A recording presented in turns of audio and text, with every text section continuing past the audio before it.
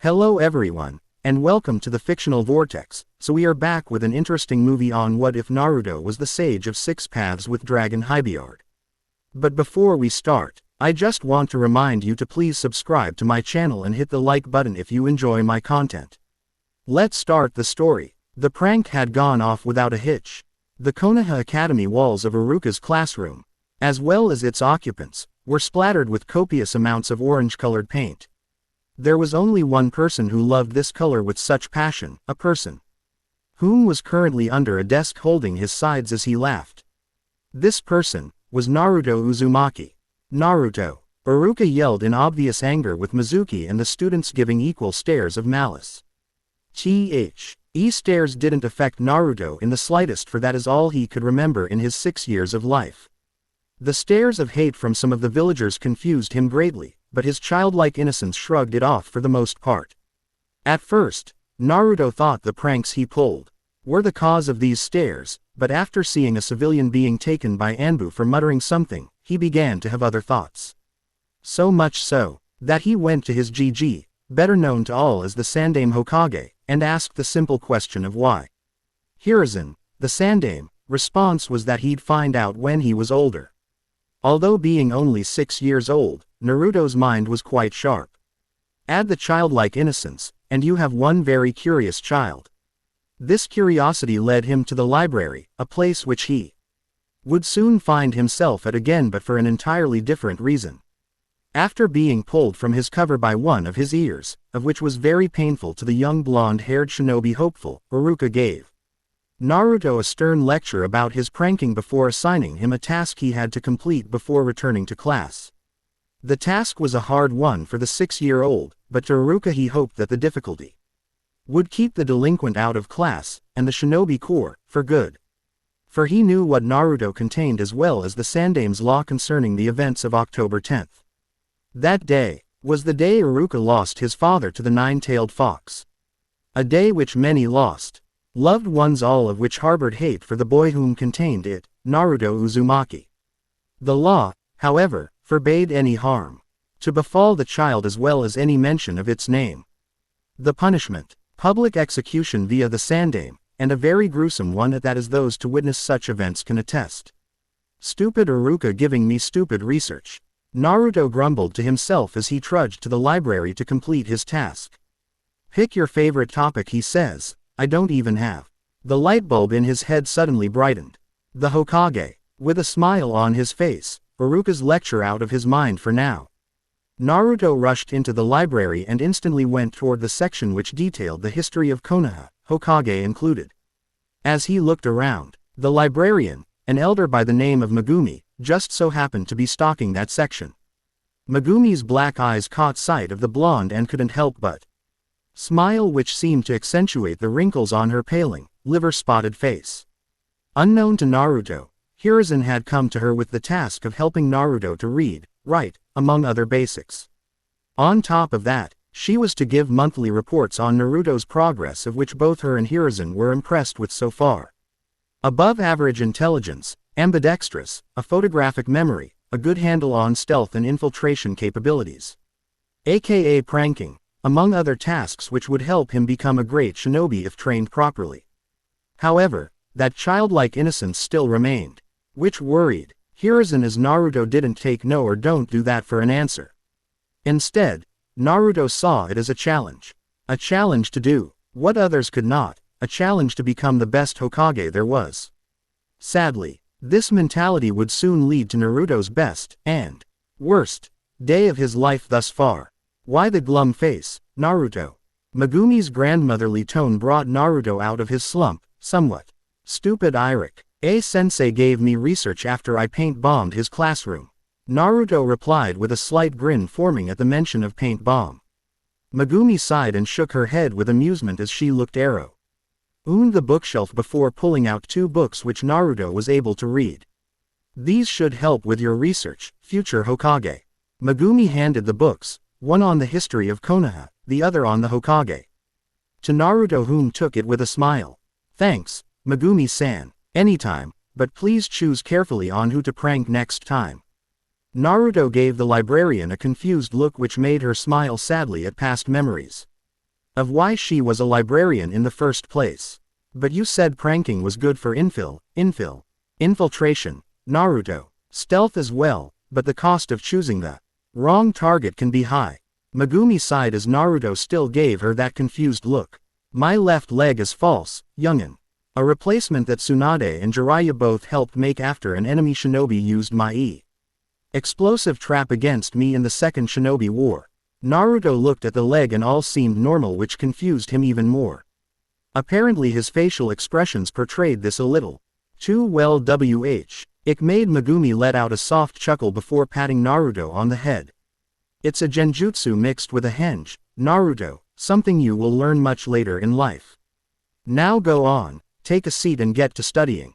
Naruto nodded and ran to find a seat to begin hours of research, though what Megumi said made the Uzumaki think of apologizing to Iruka.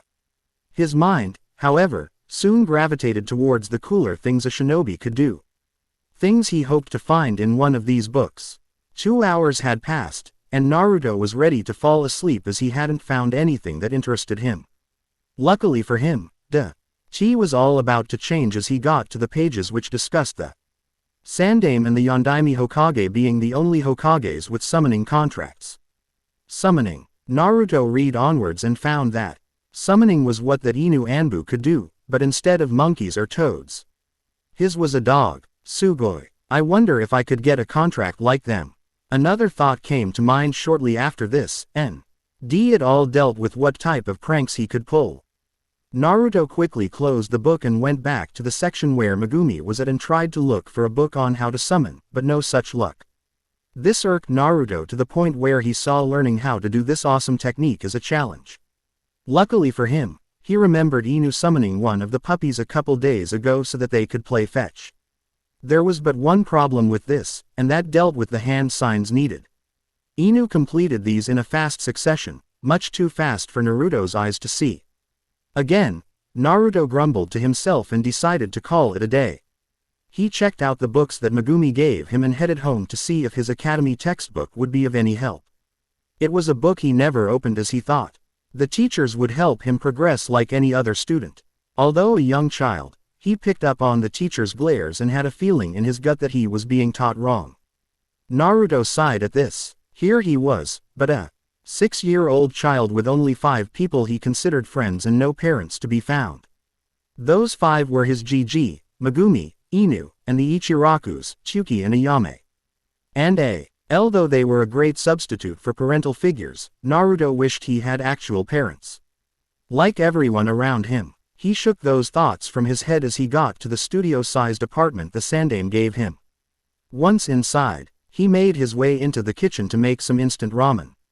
The kettle of water now on the stove, Naruto proceeded into his small bedroom and picked up the academy book by his bedside. After leafing through and finding the section on hand signs, he went to the kitchen table, sat down, and began to read. The only interruption being the kettle whistling in Naruto. Having to get up to make his ramen from a stash he has in his upper cupboard by the fridge. Hours passed, most being meticulous practice on the 12 hand signs, but in those hours a certain beast had woken up and peered into his container's memories and soon came up with a plan to break out. With a toothy grin and an evil glint in his eye, the Kyuubi pushed a minuscule amount of his chakra past the seal to jump-start Naruto's chakra network. That done, Kyuubi pushed the memory of the Yondaime summoning a giant toad to crush him just as Naruto was starting to nod off in the chair he was sitting in. Naruto instantly snapped awake and shook the cobwebs out of his head. As much as he wanted to dismiss this as a daydream, everything seemed too real. Even though it was the dead of night, Naruto rushed out of his apartment and went towards a nearby training ground to test the dream he had. Once there he first attempted to bring out his chakra, like the academy book had shown. This of course was a success, but it also caught the attention of a couple Anbu whom was guarding Naruto, Inu being one of them. Should we intervene, Taicho? Bor said to Inu whom was next to him. Inu was about to say no, but his eyes widened on what hand signs Naruto was starting to perform. Just as he was about to use Shunshin to halt Naruto in his tracks, a massive surge of Kyuubi's chakra exploded from Naruto. Just as he slammed his hands to the ground. While the boy went up in a puff of smoke, the whole village was now wide awake and afraid for their lives. Boar and Inu had no choice but to help calm the villagers. But before that they had to deliver the terrible news to the Sandaime Hokage. The news that Naruto attempted a summon without a contract, with the possibility of the Kyuubi influencing him to do so. In a distant realm, the air was filled with acrid smoke from the many active volcanoes on its mountainous and sparsely forested terrain. Lava pools dotted the land as the volcanoes spewed out its molten interior. With any forest caught in it lit ablaze. One would think that life couldn't possibly be able to function here, but along these mountains were carved out caves. Caves which were large enough to house the giant, scaled creatures that made this place their home. Creatures which were only spoken about in lore. This realm was the home of those lost to time. The dragons. Lord Bahamut, doth thou sense that? An onyx-scaled dragon exclaimed in Old English as it flew into his lord's cavern. Aye, that I do, my son. Bahamut let out a grin as he stood, which showed the great size difference between the two. While the lord's son had room to move around the large cavern, Bahamut barely had any, for he was almost twice the size. Been many a day since we last had a summoner. The son, even though he didn't look it, was nervous. It was something that Bahamut caught, his glowing ember eyes now boring into his son's own. The head dragon didn't have to say anything, for the son knew he had to speak up lest be punished. The new summoner hath landed in. The son looked at the scar on his right side, a large gash where Bahamut struck him for speaking the traitorous one's name. The dragon lord caught it and roared out for all the realm to hear. The cavern shook, which made rock crumble off the walls, and the dragons under his command to shake with fear. For it was an angry roar, one they heard before. One they heard on that night Alduin, the traitorous one, had helped destroy humanity with that 10-tailed beast. Unlike what lore stated, the dragons were relatively peaceful and good-natured. They had a temper though, one they all learned to control, for the loss of control meant utter devastation to both friend and foe alike. It was for this reason that Alduin was asked away to the farthest edge of their realm and sealed within with the help of the one they call the Enlightened One, the Sage of Six Paths. The roar ended just as Bahamut got out of his cave, his son behind him. With but a nod, both took off with the other dragons not far behind. This was a new era for the dragons, an era which they hoped they would see the world they once inhabited again. However, this era would all be for naught if the one that came to them were to die. Naruto began to cough as the decreased oxygen in this realm had started to affect his overall health. Not only that, he was instantly sweating from the intense heat this world had. From what Naruto could see, as the smoke stung his eyes, this place was hell, the Shinigami's domain. A distant roar sealed that fact, which made his heart pump faster and his breathing to quicken. As Naruto started to shake in fear, the beast which set all of this up hoping for escape was doing the same. The Kyuubi knew this realm well, for it was one that he helped create with his father and the other tailed beasts. A creation they made so that the future inhabitants of the world they lived in would never abuse the power of the dragons. And to seal away the one to help destroy humanity in the first place. The Kyuubi was now shaking not only in fear, but also due to the loneliness that had built up from years of being sealed up. Never to see his fellow tailed beasts again. The tears started to flow, and with it the Kyuubi shrunk into an average-sized adult woman. A dark red kimono covered her modesty, the 9 tails now wrap head around her as she assumed the fetal position in her cage. As she sobbed, which echoed about the room she was in, Kyuubi never saw 5 figures approach her, each with disappointment etched on their face. Back in the dragon realm, Naruto coughed and fell to his knees as the acrid air burned his lungs. He never felt the sharp lava rock puncture and gouge his knees and legs. I want to go home, Naruto hoarsely said, now afraid for his life. The Uzumaki tried to stand, but the lack of oxygen had started to cause brain fog, which made him stumble and fall down again.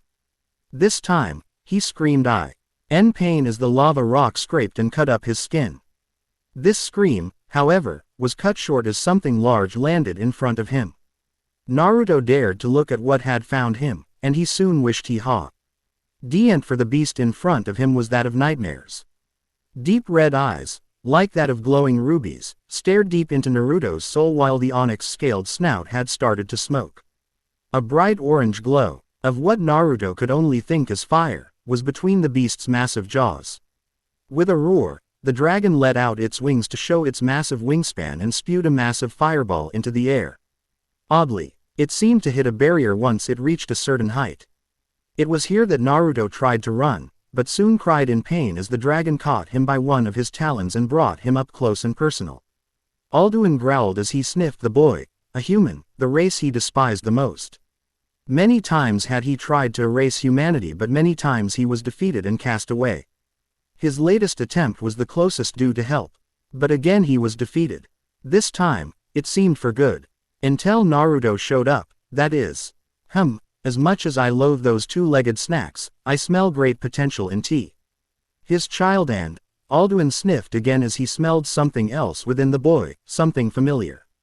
Ah, so the Jubi does still live after all.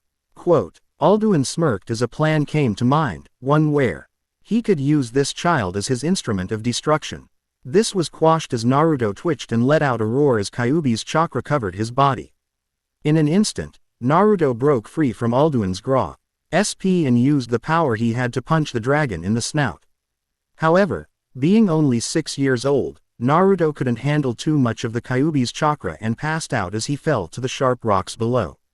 As Alduin reeled from the inhuman punch, some of his teeth broken in the process, he could only roar in anger as he saw his plan come to an end as Naruto was impaled upon the stones below. So angry was he, in fact, that the traitorous one let his anger control him once again.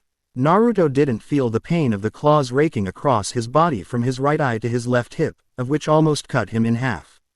The only thing that Naruto felt was pure bliss as his soul left this world. Pure happiness that he wouldn't have to endure the stares of hate anymore. And pure joy that he would finally get to see the parents he longed to meet. Wake up, my son. A motherly voice whispered, which prompted Naruto to open his eyes. After blinking a few times, he looked to see a red-headed female next to him with 5 other people in a vast white space. Naruto was confused at first, but he soon remembered everything that led up to this. The smile on his face made everyone frown as they knew that Naruto's life should have been much different. However, certain actions by certain people had forced this timeline to occur. I'm finally free, Naruto whispered before looking at the red head beside him again. And the blonde spiky-haired man behind her. Although Naruto was shocked that the Yondaime was his father, having felt this at an instinctual level, and angry at those who didn't tell him, Naruto didn't care anymore as he had finally found peace. Parents and child reunited in a hug with tears being shed. Behind them the other 4 figures looked on in sadness, the one in the red kimono hurting the most. A hand was felt on her shoulder which made Kyuubi look into her father's eyes. Sad you are, Kurama, my child, but in those eyes I can sense a longing to forgive what you've caused. Kurama, the Kyuubi, couldn't bear to look at anyone, so she looked at the ground, which made the elder man sigh. You are but a part of this path which has led to this child's untimely demise. Do not dwell in the shadows of sorrow for this, Kurama, for he will grow to accept you in time. Hagoromo is correct. One of the other figures, a woman in a pure white kimono with long flowing golden hair and emerald green eyes, replied. Her face was that of perfection, like a goddess. I have foreseen a great future with this child, though that future will come at a cost which my heart cannot bear. The other figure, whom was dressed in a black-blue kimono and had pale, ashen skin along with dark soulless eyes, could only nod with a grin. A grin which was wiped out as the woman in the white kimono smacked him across the head. Why do you do such things, Kami? The man whined as he rubbed the back of his head. You know why. Keep it in your pants, Shin. The now revealed Kami replied back, which made Shin, the Shinigami, let out a perverted chuckle. So I really am dead, Naruto exclaimed, which made the 4 figures turn towards him. Oh, what makes you think that, child? Kami asked inquisitively, her angelic voice soothing those around her. Naruto didn't say anything but motioned around him, ending with a point at Kami and Shinigami. The latter of which chuckled and shook his head in disbelief. Here was a kid who actually believed in the higher powers, and believed that they were standing here so that they could judge his soul. Dead is a loose term, child. The Shinigami spoke in a gruff, raspy voice. Like that of death. This is Limbo, the realm between the living and dead. Naruto blinked his eyes in confusion. He could have sworn being impaled meant death. And we aren't here to judge your soul. Instead, Kami interrupted, all of us are here to help you cope with the next chapter in your life, one which has two paths for you to choose from, one which, Kami paused to look at Naruto whom was looking off into the distance. And you're not listening, are you? Naruto blinked and turned to Kami, you say something. Even though the mood was very somber, everyone couldn't help but to laugh while Naruto looked at them with a smile on his face. Inu had taught him well. Thick tobacco smoke hung in the air of the Hokage's office as one depressed Hiruzen Sarutob. I began to digest what events had recently taken place from his seat behind his desk. It wasn't that long ago since Inu and Bor had given their report, one which left Hiruzen in the state he was currently in. More tobacco smoke joined the thick acrid cloud above him as he puffed on his pipe once again. Not even his nicotine fix was calming him of the guilt he felt in his heart. The guilt of what he did to Naruto. The guilt of how he betrayed his sensei, the Shodai and Nadaime Hokage, as well as the Yondaime. Naruto's father. All three of them held the will of fire in their hearts, all the way until death. Hiruzen, the Sandaime, had such a fire burning, but instead of the usual brightness and vigor, it was now only a spark. A sigh escaped his lips as he put his still-lit pipe on the desk before reaching towards the right where a hidden compartment lay. Inside was a bottle of the rarest sake one could find in the elemental nations. Kami, did he need this now? The booze, however, had to wait as two puffs of smoke signaled a summoning in his office. As the smoke cleared, it revealed two people that Hiruzen didn't want to face right now. For he wasn't sure how much more guilt his old heart could take. Jiraiya, Tsunade, it's been a while. Hiruzen's defeated tone seemed to echo in his office. The silence that followed was palpable as the two senin looked at their sensei with extreme disappointment. This silence, which only lasted a minute, was broken by Jiraiya throwing a scroll onto the Sandaime's desk. Open it, was Jiraiya, the Toad Sage's simple instruction. His tone left no room for argument. Hiruzen did just that and rose an eyebrow at what appeared to be a blank scroll. Looking closer, however, there was random ink blotches and smudges on the paper which told him otherwise. Something used to be on this scroll, but what?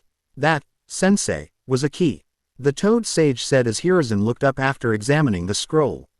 A very important key which Minato and I came up with before Kushina's birth of Naruto, just in case the worst came to pass.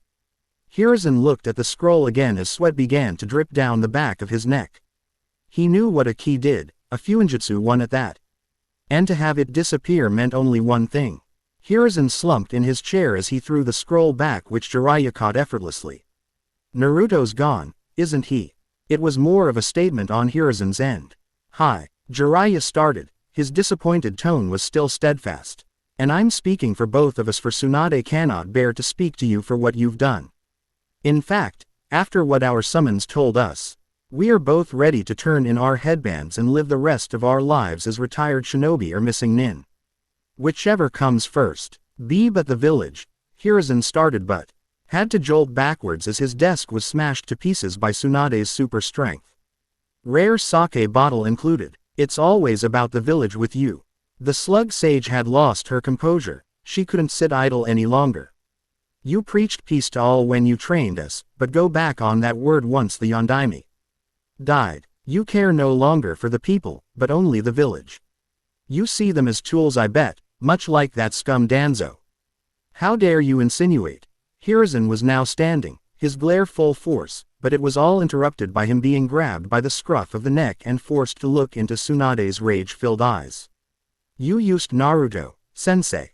You told me he would be looked at with care, not hate.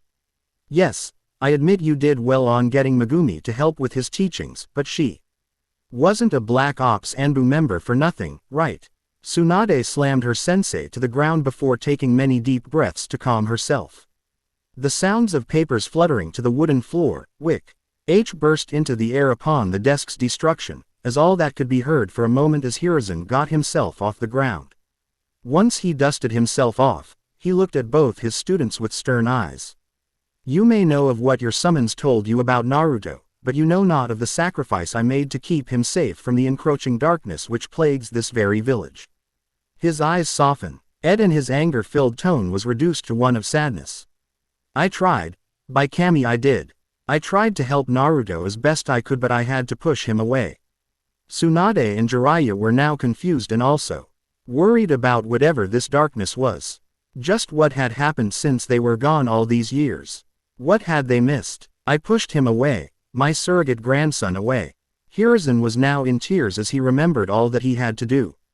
"I lied, he knew it, and yet he still looked up to me." The Sandame's face was turning a light shade of blue while his breath started to quicken. "You know not of the monster I've had to become." "Of what? What?" It was at this point Hiruzen collapsed, which made Tsunade and the Anbu rush to his aid. Running a quick diagnostic on her, sensei told Tsunade that a heart attack and possible cardiac arrest was imminent. "Cat, help me get sensei to the hospital, he doesn't have much longer to live."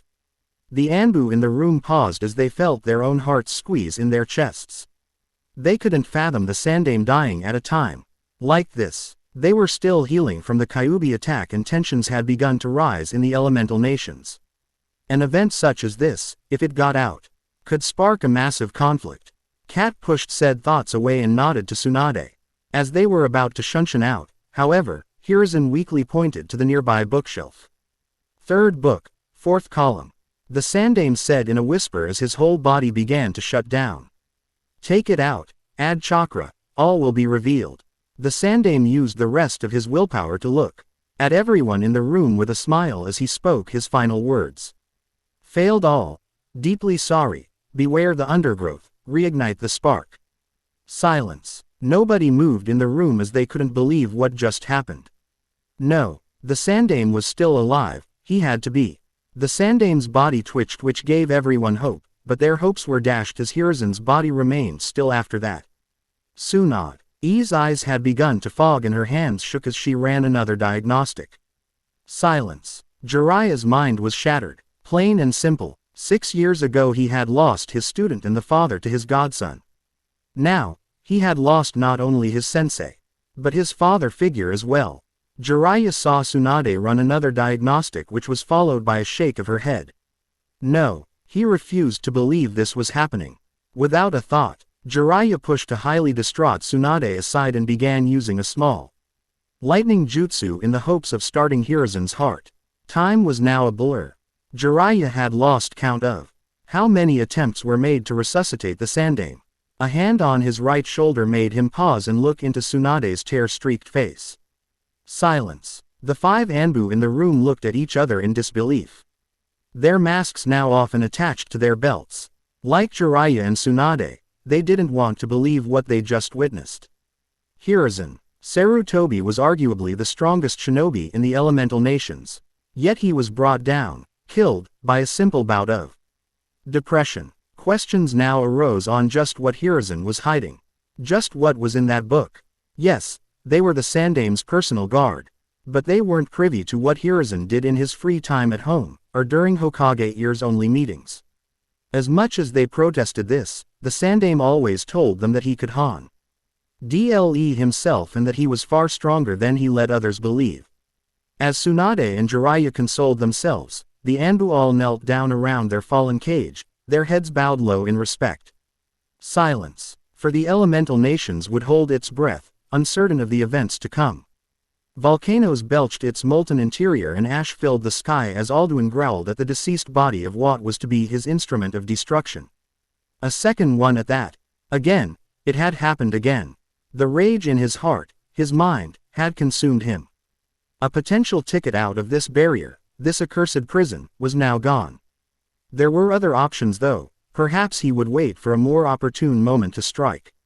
Alduin, I challenge thee. The Forbidden One turned its glowing red eyes to whom called him only to find Bahamut and the Dragon clan headed his way.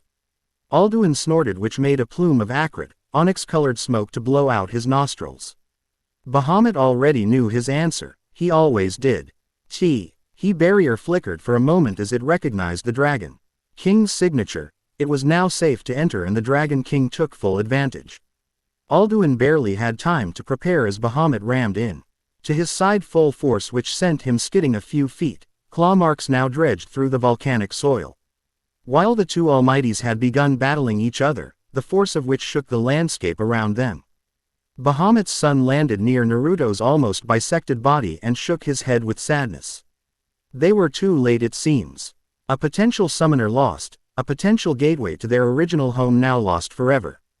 A roar from his father made him look around to see that most of the clan was saddened to see this, yet a few of the elders still held hope. But why? This child was now in the Shinigami's clutches, and to go against a god was tantamount to suicide. Raise thine head, Tharos my son. Bahamut roared out after he swatted Alduin into a few petrified trees. All is not lost, for there is life within the boy. Merely between worlds is he. Tharos, who looked almost identical to his father, blinked in shock before looking towards one of the elders. The elder had light blue scales that shined aquamarine if the light hit her scales just right, and she was about half the size of the Dragon King. Her name, known to all, was Lyarenth, the life-giver, for her expertise in the medicine arts and her exploits in the Second Great War of old.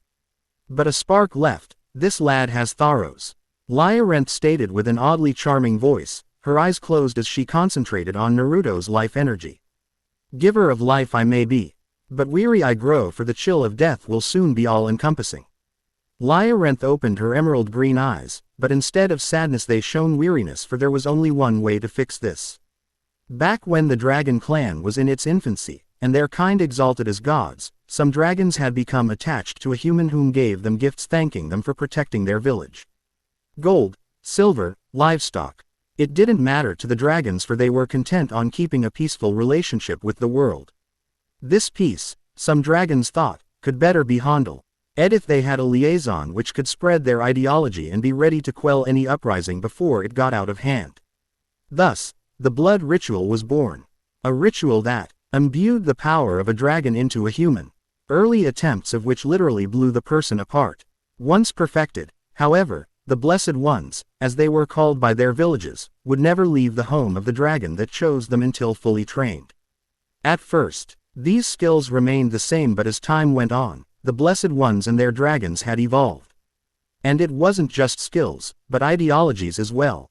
After hundreds of years of peace, some began to see the Blessed Ones and their dragons as tools for war. Oddly enough, some dragons had agreed with this, for grudges had built up on who owned what in their loosely led clan. There was no technical leader at this point, only the acceptance that each dragon would leave each other's personal area alone unless a dire situation presented itself.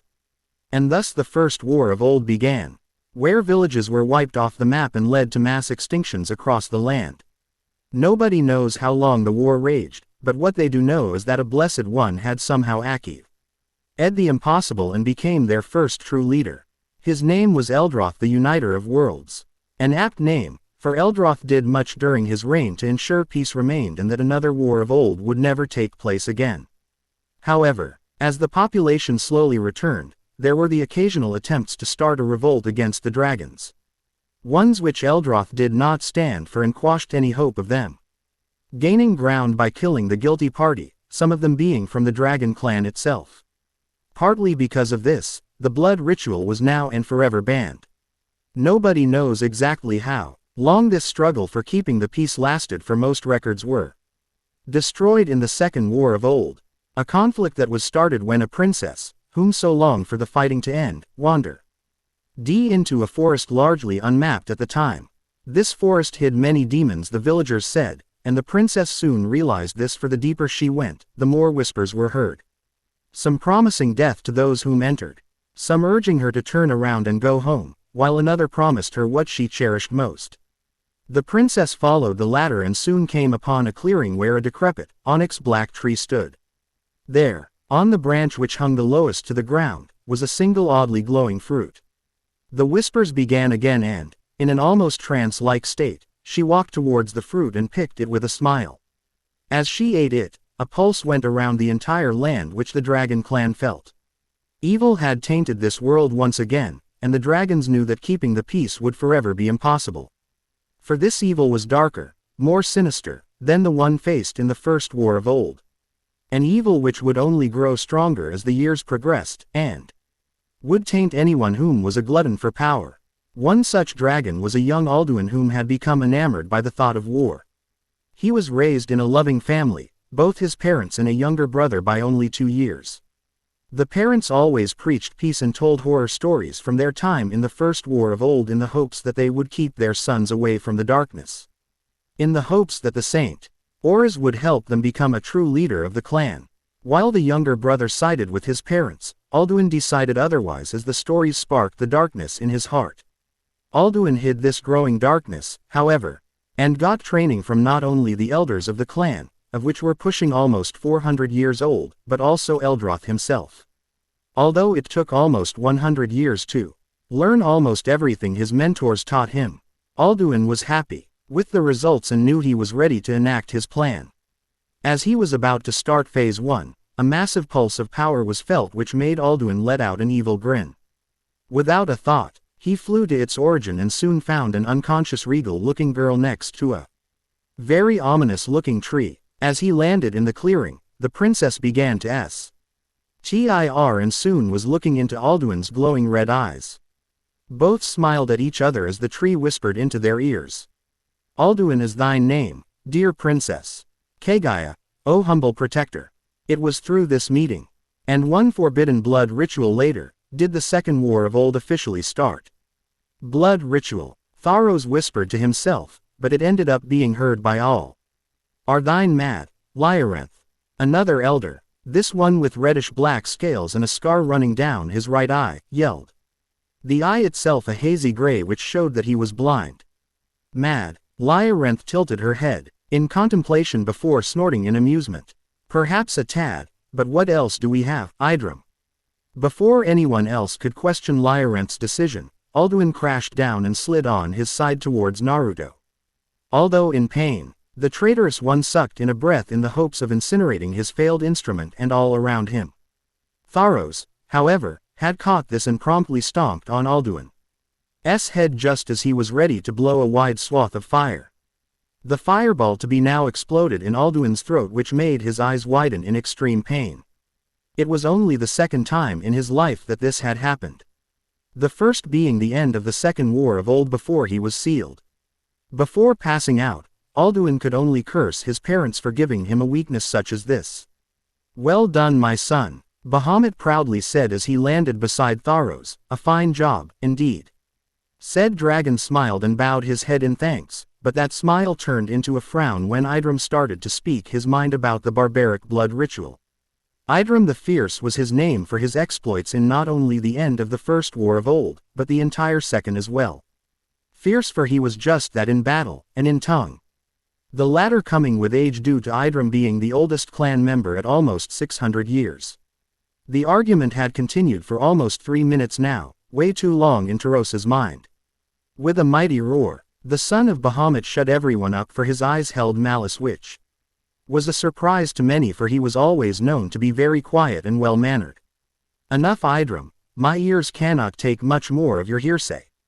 Said Elder Dragon was about to advance, but became surprised.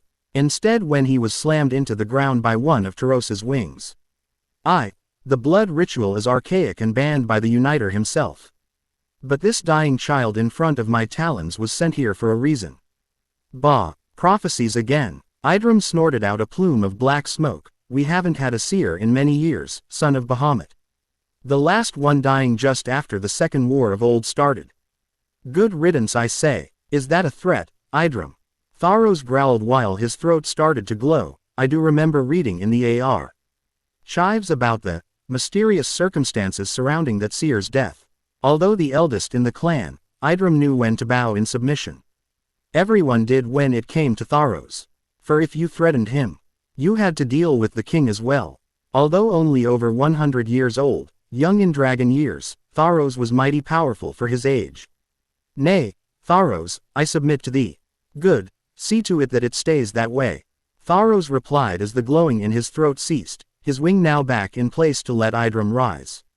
My son speaks the truth, for I felt that this day would come sooner or later. Bahamut said to the entire clan. For too long have we spent in this plane of existence. For too long have we sat idle. This boy has appeared, for the darkness has returned, and he our only hope. Aldu. In began to stir, which prompted Lyaranth to heal Naruto enough for transport. With the utmost care, she picked the Uzumaki up with her talons, and with a nod, the entire dragon clan lifted off. As Alduin rose, the barrier now sealed. The dragon could only growl in disgust at the retreating clan. However, a slight smirk came to his scaly lips upon sight of the dragon whom has helped him in the past. Tsunade was now alone in the Hokage's office, the book Hiruzen had mentioned in her hand. Jiraiya and the Anbu had quickly shunshined Hiruzen's body to the Hokage estate so that Asuma and Konohamaru could pay their last respects and lay out a plan in secret. As the slug sage rubbed the top of the black hard-covered book, she could only think about the minor oddities she felt when completing her second diagnostic. An oddity of which only a highly skilled medic could have detected. Forgetting about the book for now, Tsunade searched the remains of the shattered desk and found the intact bag of Hiruzen's tobacco. Pocketing this for later analysis, Tsunade focused on the book once again, where she added chakra to it upon seeing her name in almost invisible kanji. With a slight glow, the front C over fell off to reveal a hastily written note of which was written 2 days ago, October 8th, 2 days before the 6th anniversary of the Kyuubi attack. I fear for this village, Tsunade, fear that I haven't done enough since the Kyuubi attacked 6 years ago. A great darkness plagues this village, this symbol of hope which my sensei built. I delayed such a thing during my first reign, but only slight. And it seems they have bested me at all turns this time around. No longer am I king in this game of shogi we are playing, but a pawn ready to be slain. Paranoia has overtaken me, for I fear some of my Anbu to be imposters, and the shinobi whom I once controlled would sooner turn on me to let the king come to power. Knowing you, my secret tobacco stash has been found. Study it, for I believe it to be laced with a poison, one I cannot detect. I haven't much time, my heart and lungs have grown weak. I've done all I can to keep the son of Minato and Kushina alive and free from the encroaching plague. But again I fear it was not enough. Read this, memorize it, don't trust anyone, even your friends, and leave these hallowed grounds lest you be slain by the plague soon to be. Hiruzen Sarutobi. Tsunade double read the letter, her eyes wide with shock. Was this the reason why Hiruzen had us kept away from Konoha so long? Was this the reason why he didn't want us to be around Naruto? Her K's. Tyons had to wait as she turned and landed a haymaker on whoever crept up behind her. A sickening crack was heard, followed by a loud thump as the body hit the wall, the neck at an odd angle. Broken and lifeless, the body slid to wooden floor below. Heart racing, Tsunade watched as the body of what was a trusty Konoha Anbu shimmer for a moment before revealing the true person underneath. Tsunade's breath hitched as she recognized the uniform, but there were some odd changes to it. Before she could search the body, however, it burst into intense flame, leaving only ash behind. The wooden wall and floor, oddly enough, wasn't even damaged. Committing what she saw to memory, Tsunade shunshined to the Hokage estates. Although the letter told her not to trust anyone, Tsunade knew that Jiraiya and the Sarutobis were loyal, were clean. The Anbu, however, was a different story. For Jiraiya and Asuma, whom held a 2-year-old Konohamaru, were surprised when Tsunade shunshined in and knocked out the Anbu that was with them. Jiraiya was about to speak up in protest, but the glare Tsunade was giving shut both him and Asuma up. No time. Konoha is no longer safe, hasn't been for a while now. Tsunade waved the book in her hands before throwing it to Jiraiya, whom began reading the letter Hiruzen wrote. Asuma, help me tie these Anbu up, we're taking them with us. Asuma had an idea what was going on, for his father had told him much. Heck, he had seen Hiruzen deteriorate these many years. Once a vibrant old man, he had seemingly started to rot from the inside out. Setting Konohamaru down, Asuma used the wire the Anbu had on them to tie up their fingers in such a way where jutsu couldn't be used.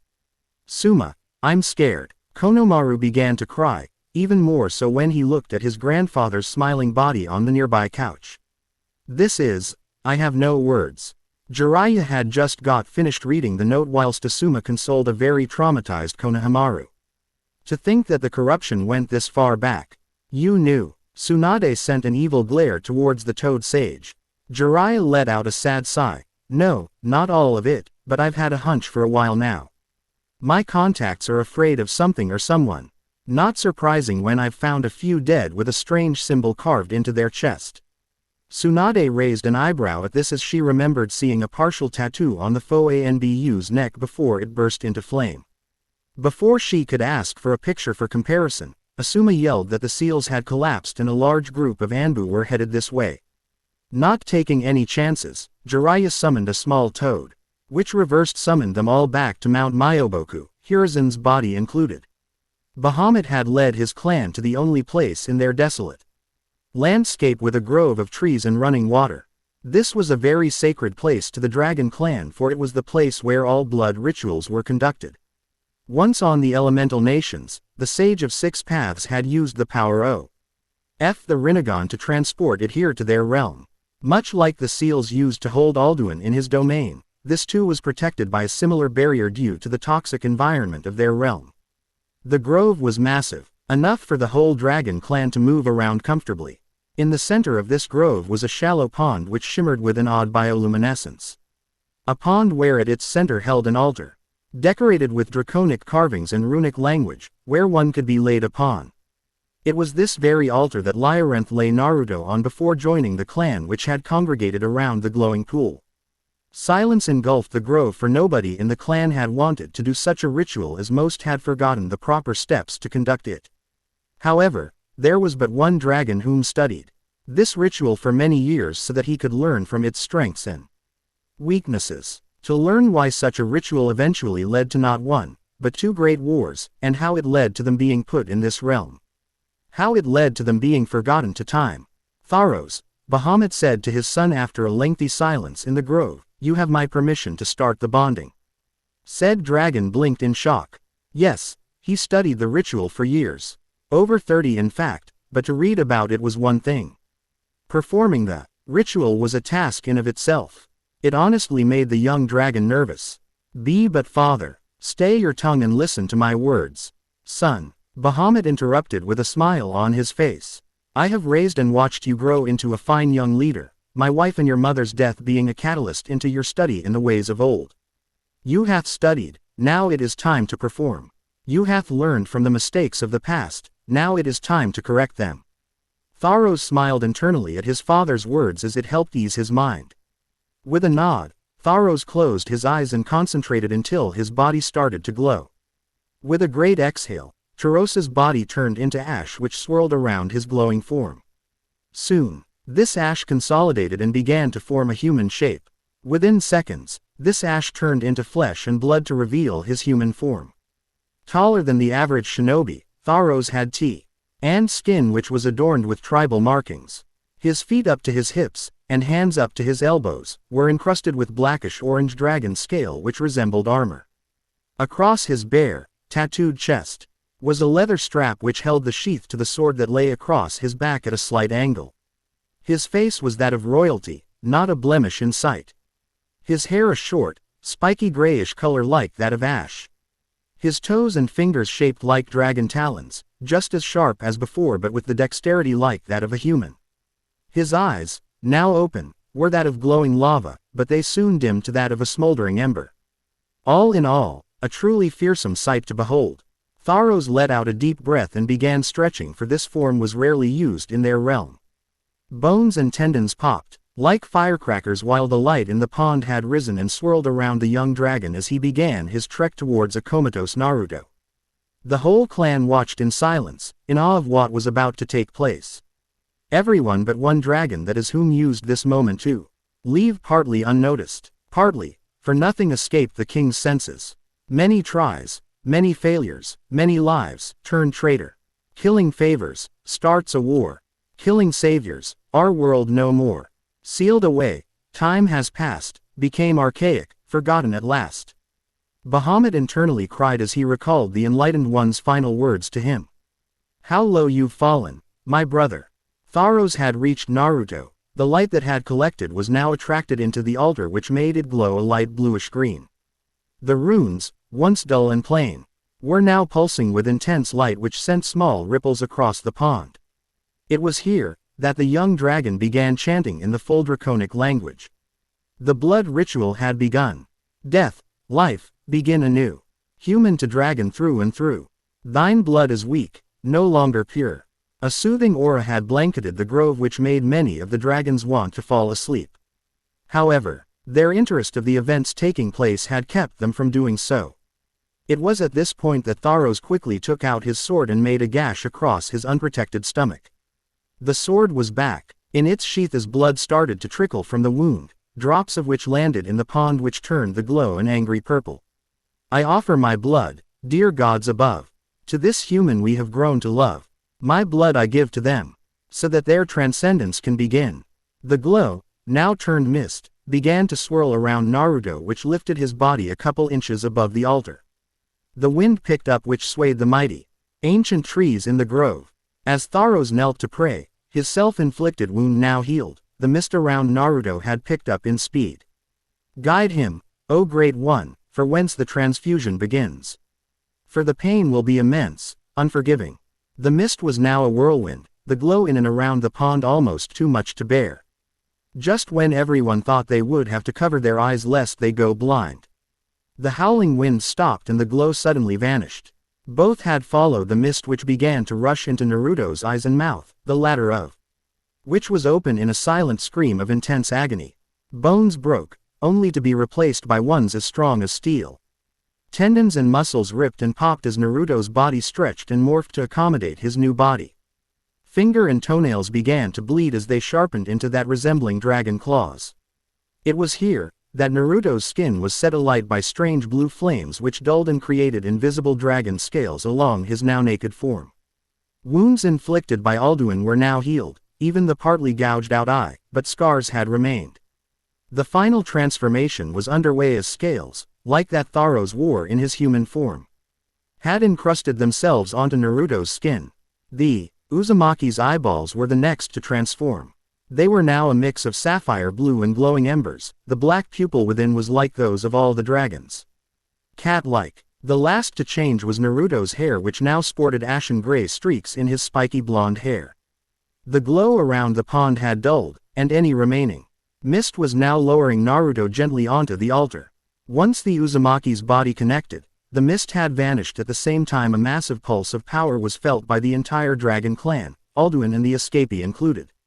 The ritual had ended, the altar and pond had returned to normal, but Naruto had no pulse. Tharos began to wonder where he went wrong while the rest of the clan held their breath in the hopes their new summoner, their savoir, would awaken. Just when Tharos was ready to apologize to his father for failing him and the clan, Naruto let out a bestial roar to the heavens before falling silent with shallow breathing. The entire clan let out an internal sigh of relief. While the final words of the ritual were said, "My blood now runneth through his veins, weakness no more. A new being will now arise. For the dragons long for a savior once more." Back in Limbo, Kami and the others had finished explaining what Naruto had to do to ensure a semblance of peace in the elemental nations. Everyone knew, even the sage himself, that true peace was unobtainable. The elemental nations was more war than peace, but there were those that longed for the latter. It was this ideology which clashed with the war hawks, a clash which bred a never-ending cycle of hate. Perhaps in the future, a far distant one, true peace could reign, but for now the cycle would continue.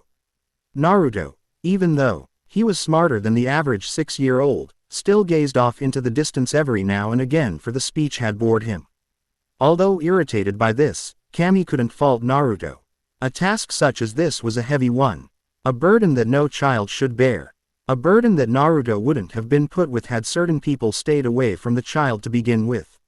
It was here, amongst getting to know his parents better, that Naruto's form started to fade. "You were waking up, a new life bestowed upon you, young Naruto," Kami said with a smile, but it quickly turned into a frown. "Alas, the time with your parents has come to a close." Quote, Naruto looked mortified. He was finally shown the love and affection that all parents give their child, but now it was about to be stripped away. His happiness, his will to live, gone. Naruto was about to fall on his knees to beg for the deity to reconsider, but he suddenly stood ramrod straight for a moment, his eyes glossed over. It only lasted a couple seconds. But once done, the changes in the dragon realm had applied itself up in Limbo. Before anyone could marvel the sight of Naruto's now hybrid form, the boy himself had marched right up to Kami and looked her dead in the eyes. Glowing, angry embers stared at a calm, yet powerful maelstrom. Neither blinking, neither moving. A dragon's growl built up in Naruto's throat that all could hear, a territorial call that one shouldn't ignore. Kami, however, was not like those back on the elemental nations. "I've lived eons, boy." Kami started snidely, the smirk on her face matched her tone perfectly. "More lifetimes than you'll ever live. Saw more death, more destruction, than you will ever create or see." Kami moved closer, which made Naruto growl even louder, his throat now glowing with fire. "To me, you were just an ant that I could easily squash."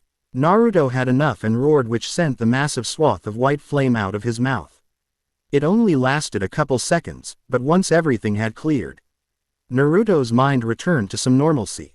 Kami's fit of laughter was the only thing that returned it fully. Not bad at all. Kami had a megawatt grin on her face, not an injury in sight.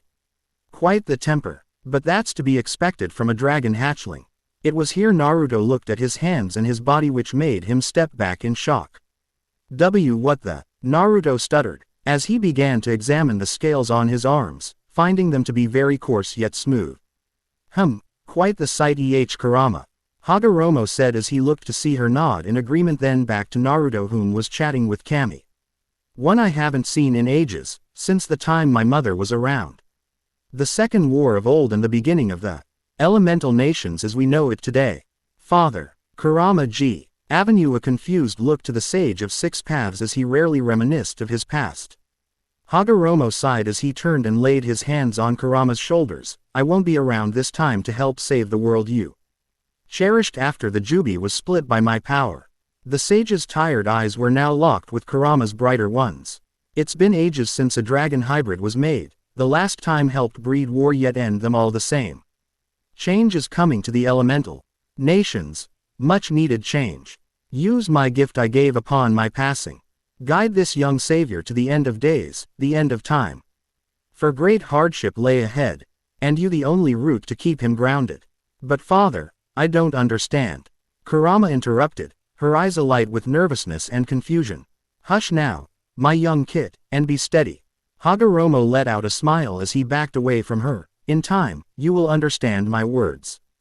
In time, the gift I bestowed will show you the right path to follow." A slight pause had followed. As Naruto yelled out in happiness for some reason. It made the sage's smile even brighter. "I bid you adieu, my daughter. Treat him well." Kurama watched her father fade away with tears in her eyes, her form switching to one that matched Naruto's age. To her, it just felt right, for this was the beginning of a new life. One where she would make better decisions and not let anyone control her ever again. "It's time." Kami's voice broke Kurama out of her self-reflection to see a smiling Naruto with his parents beside him. A nod as all the nine-tailed fox gave before she, Naruto, Kushina, and Nato had vanished from Limbo and sent to the Dragon Realm. For the two deities, they knew that Naruto's rebirth was the beginning of a very long, very bloody future for the elemental nations. One that neither wanted, but one that was necessary all the same. For the old would need stripped away before any new seeds were planted. Back in Konoha, the man who orchestrated everything from the fall of the Uzumaki clan to Hiruzen's death was royally pissed. And that was putting it lightly. He was assured that the summons wouldn't interfere, but they went against their higher-ups, defied the order in which the summon world was built. Tsunade and Jiraiya arriving was a major thorn, for he was to eliminate any threads of loyalty to the third and fourth Hokages before furthering his agenda. And to make it worse, Hiruzen's body and the rest of the Sarutobi clan was taken to Kami knows where. The man knew that if word leaked out, the fire daimyo would come down on his ass hard. Hard being liquid, aiding Konoha before rebuilding it from the ground up. The daimyo was an old fool, one that had been coronated shortly after Hashirama had passed. He had the same ideals Hiruzen and the Shodai had and didn't stop training even though he was well into his late 80s. Strong, able-bodied, and mentally strong, all of which the man didn't like one bit. Get Fugaku. The man ordered to one of his soldiers, he and I need to have a chat. The soldier simply bowed and left in assumption, which made the man crack a small smile. Everything went well on his end so far, so this was no different. However, an inkling of doubt entered his mind. Knowing to trust his instincts, the man stood up from the seat at his desk and walked over to the nearby bookshelf where an ancient-looking crystal ball was resting on the middle shelf. One touch was all it took for the clear ball to turn cloudy before revealing an angry-looking eye, a dragon eye. Instincts again, the dragon said with a raspy laugh at the end. I know what you seek. Alas, I gave all I could give. The king is watching me now, waiting for my next move. And I thank you for such a gift, but isn't there something you can do? Silence ensued as he dragon thought and looked around the area he was in. Sensing no danger in what he was about to do, the dragon's eye in the ball glowed for a moment before returning to normal. A boost to your plans, may it serve you well. As the ball returned to normal, the man could only smile at how things were turning out. A knock on his door stretched that smile even further. Yes, everything would turn out all right. As Jiraiya and the others arrived in Mount Myoboku, all became surprised to see most of the head summons there to greet them. In the front was Enma from the monkeys, Katsuyu from the slugs, and Gamabunta from the toads. Behind them were summons that they didn't even know existed up until now. Bears, panthers, spiders, among other creatures which inhabited the elemental nations. All the head summons was there, but why? Before any questions could be answered, Enma walked over and looked sadly at Hiruzen's body. Saying a silent prayer, the Monkey King picked his long and most loyal summoner up from the grass where he lay. Gave a nod to Asuma, whom nodded back, and disappeared back to his realm. Asuma knew that burying his father there would be for the best, for he knew that the Sarutobi name would always be associated with the monkeys. Gamabunta, why the gathering? Jiraiya asked as he looked at all the summons. Has something happened in the summon realm? Hi, and one Gamamaru, our great sage, hasn't seen since the formation of the summons realm. The toad boss replied, his voice turning grave. A rift between our realm and yours has opened, had been open for a while now.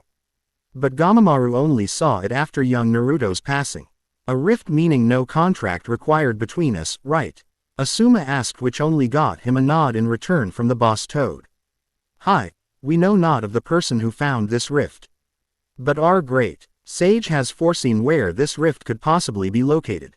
A realm far older than us, one that had been locked and forgotten to time thanks to the Sage of Six Paths. That man was real, Tsunade questioned with a raised eyebrow, thought that guy was a myth.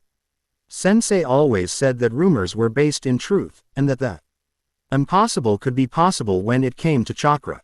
Jiraiya added with a smile coming to his face along with Tsunade's and Asuma's as they remembered that lesson well.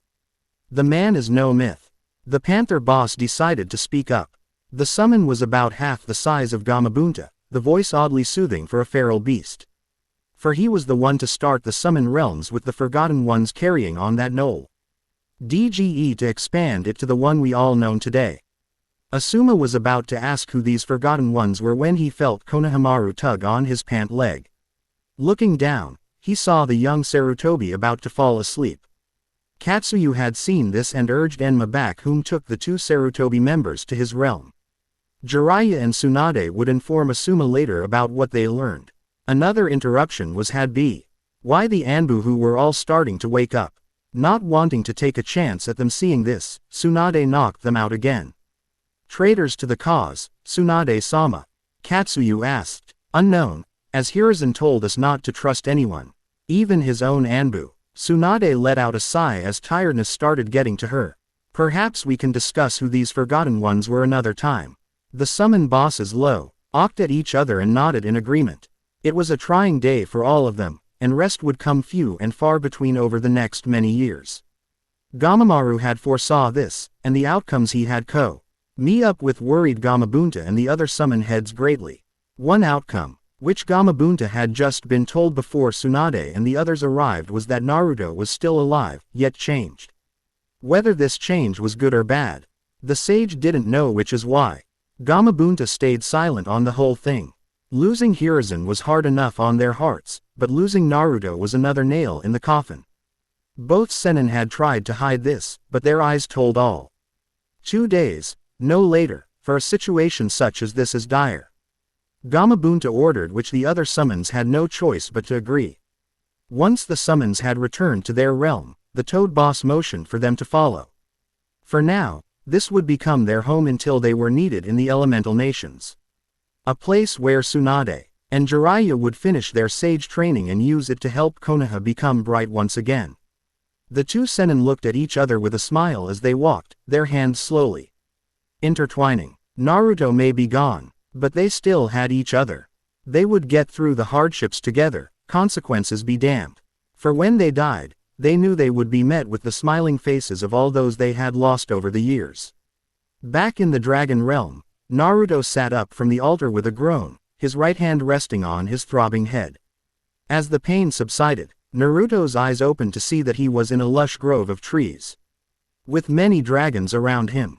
At first, fear grew in his heart, for he remembered the experience with Alduin all too well, but it quickly subsided as he felt a kinship with them for some odd reason.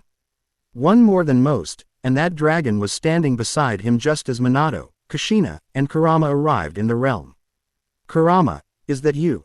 Bahamut said as he recognized the fox. "But not in such a young form.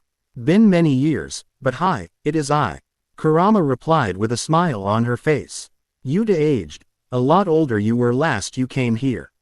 I was given the chance at a new life. So I figured a redo would do my mind some good." Bahamut could see the pain in Kurama's eyes, and one look over at Naruto, whom was bonding with Tharos, made everything come together.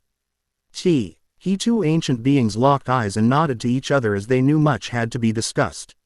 For now, however, it would wait.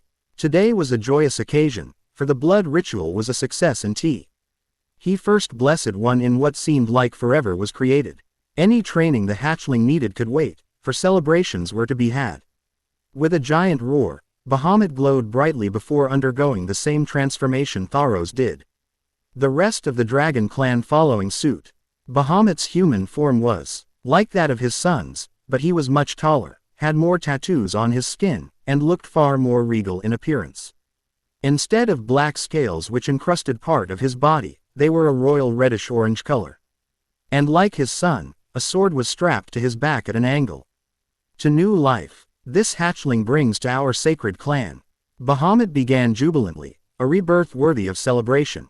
May we welcome this hatchling and his guests with open arms, for they all will help us return to the land which we once inhabited. A new day is upon us. Let us rejoice, for the hounds of hell will soon be at our doorstep, and this hatchling before us our guiding light." As cheers went out around the grove, Naruto couldn't help but smile, even more so when his parents and Kurama gave him a hug. Naruto, this was what he always dreamed of having. A family, a large one at that. All supportive, ever faithful. Worry grew in his heart, however, for Naruto remembered most of what Kami told him. Looking at his clawed hands for a moment made him wonder how many would die by his hands alone. He heard horror stories from the Sandaime and Megumi about the shinobi wars, gory details left out of course, but it was enough for Naruto to hate the thought of war. Tharos pushed Naruto's clawed hands down to his sides, which made the boy look at the dragon's eyes. "Your fear is not unfounded, young Naruto," Tharos calmly stated, a small smile on his face.